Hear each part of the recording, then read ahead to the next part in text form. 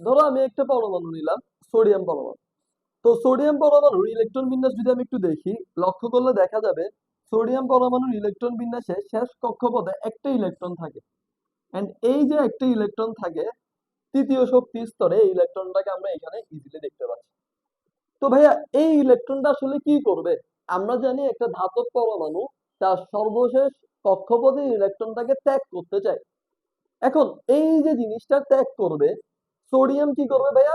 এই জিনিসটা ত্যাগ করবে। স্যার কেন ত্যাগ করবে? কি কারণে ত্যাগ করতে যাচ্ছে? সোডিয়ামের তো দরকার নাই ত্যাগ করা, সোডিয়াম চাইলে ইলেকট্রন গ্রহণ করতে পারো। ত্যাগ করার মেইন রিজনটা কি ভাইয়া, আমি যদি একটু বলি। ত্যাগ করার মেইন রিজন হচ্ছে যে তার শেষ বা শেষ যে কক্ষপথ আছে তার আগের কক্ষপথে সে কিন্তু কি অলরেডি অষ্টক পূরণ করে দিছে। তার মানে ওর টার্গেট হচ্ছে কি করা ভাইয়া? অষ্টক পূরণ করা। কি করা ভাইয়া? অষ্টক পূরণ করা, অষ্টক পূর্ণ করতে যাচ্ছে, অষ্টক পূর্ণ করতে যাচ্ছে। তো এই যে অষ্টকটা পূরণ করতে যাচ্ছে বা অষ্টক পূরণ করার যে টার্গেট, এই টার্গেটটাকে আসলে কাজে লাগাচ্ছে সোডিয়াম পরমাণু। এন্ড এই টার্গেটটা যখন ও কাজে লাগে তখন কি করে, ও ওর শেষ অরবিটাল থেকে একটা ইলেকট্রনটাকে বাদ দিয়ে দেয়।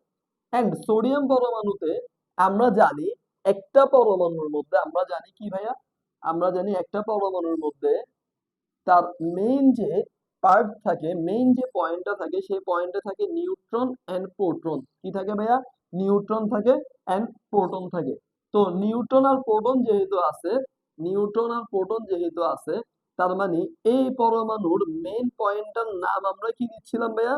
এই পরমাণুর মেইন পয়েন্টটার নাম দিচ্ছিলাম আমরা নিউক্লিয়াস। কি দিচ্ছিলাম ভাইয়া? নিউক্লিয়াস। নিউক্লিয়াস নাম দিচ্ছিলাম। তো এই যে নিউক্লিয়াসটা, আমরা জানি একটা পরমাণুতে যতটা প্রোটন থাকবে ঠিক ততটা কি থাকবে ভাইয়া? ইলেকট্রন থাকবে। যতটা প্রোটন থাকবে ততটা ইলেকট্রন থাকবে। এন্ড নিউক্লিয়াসের ভিতরে থাকবে কি? Neutron and proton. Neutron and কি ভাইয়া? প্রোটন থাকবে। তো একটা পরমাণুতে যতটা ইলেকট্রন থাকবে ততটা যেহেতু প্রোটন থাকবে, সেই কারণে সোডিয়াম পরমাণুতে আমরা প্রথমে দেখতেছিলাম সোডিয়াম পরমাণুতে কি, সোডিয়াম পরমাণু থেকে 11টা ইলেকট্রন আছে। সিমিলারলি সোডিয়াম পরমাণুতে 11টা কি আছে ভাইয়া? প্রোটন আছে। তো 11টা ইলেকট্রন যেহেতু আছে, তার অনুপাত অনুযায়ী 11টা প্রোটনও থাকবে। কিন্তু সোডিয়াম পরমাণু তার শেষ অরবিটালে একটা ইলেকট্রন ত্যাগ করে দিতে যাচ্ছে। কি করতে যাচ্ছে ভাইয়া? ত্যাগ করে দিতে যাচ্ছে, রিমুভ করতে যাচ্ছে। একটা ইলেকট্রন যখন রিমুভ করে দেয় তখন তার শেষ অরবিটালে একটা ইলেকট্রন কমে যাচ্ছে ভাইয়া। অর্থাৎ ইলেকট্রনের সংখ্যা তখন চেঞ্জ হয়ে দাঁড়ায় 10টা। এই 10টা ইলেকট্রন কি করে ভাইয়া? এই 10টা ইলেকট্রন দেখো তো, খেয়াল করো তো, 10টা ইলেকট্রন থাকলে প্রোটন কি কমে না? প্রোটন কমবে না। প্রোটন থাকবে কি? 11টাই। তার মানে আমি এখান থেকে ইজিলি বুঝতে পারতেছি প্রোটনের ভ্যালু বড় কিসের থেকে? ইলেকট্রনের থেকে। আমি এখান থেকে ইজিলি বুঝতে পারতেছি কি ভাইয়া, প্রোটনের যে ভ্যালুটা আছে সেটা একদম কমন সেন্স থেকে আমি দেখতে পারতেছি যে প্রোটনের ভ্যালুটা কি ভাইয়া বলো তো? প্রোটনের ভ্যালুটা বড়। কিসের থেকে বড়? প্রোটনের ভ্যালুটা ইলেকট্রনের ভ্যালু থেকে অবশ্যই বড়। এখন এই যে বড়টা হচ্ছে, এই কারণে সোডিয়ামকে তখন আর আমরা সোডিয়াম লিখতে পারি না। তখন সোডিয়ামকে আমরা কি লিখতে পারি না? সোডিয়ামকে তখন আর আমরা সোডিয়াম লিখতে পারি না। তখন সোডিয়াম হয়ে যায় আমার Na+, Na+, Na+।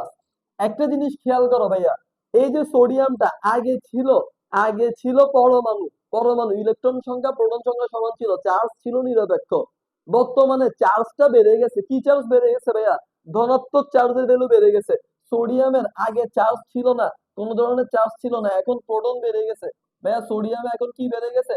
প্রোটন বেড়ে গেছে। প্রোটন বেড়ে যাওয়া মানে কি বলতো ভাইয়া? প্রোটন বেড়ে যাওয়া মানে কি? ইলেকট্রনটা কি হয়ে গেছে? কমে গেছে। এই জন্য সোডিয়ামের মধ্যে কি এক ধরনের চার্জের উদ্ভব হয়েছে, আধানের উদ্ভব হয়েছে। কেন আধানের উদ্ভব হয়েছে ভাইয়া? কেন চার্জের উদ্ভব হয়েছে? কারণ এই যে ইলেকট্রনটা কি হয়ে গেছে? পাস হয়ে চলে গেছে। তার মানে আমরা এখান থেকে ইজিলি বুঝতে পারতেছি সোডিয়ামের মধ্যে কি হয়ে গেছে ভাইয়া? চার্জ চেঞ্জ হয়েছে, অর্থাৎ চার্জ ক্রিয়েট হয়েছে। তার মানে আমি এটাকে বলতে পারি সোডিয়াম কি? Sodium plus. ঠিক আছে, অর্থাৎ সোডিয়ামের মধ্যে প্রোটনের সংখ্যা কি হয়ে গেল? বেশি হয়ে গেল ভাইয়া। কিসের সংখ্যা বেশি হয়ে গেল? প্রোটনের সংখ্যা বেশি হয়ে গেল। ঠিক আছে, প্রোটনের সংখ্যা বেশি হয়ে গেল।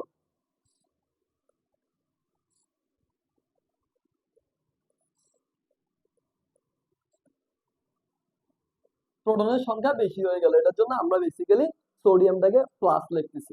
কিছুক্ষণ পরে আমরা যখন ক্লোরিনের পার্টটা দেখবো তখন এটা আরো আমাদের জন্য ক্লিয়ার হয়ে যাবে।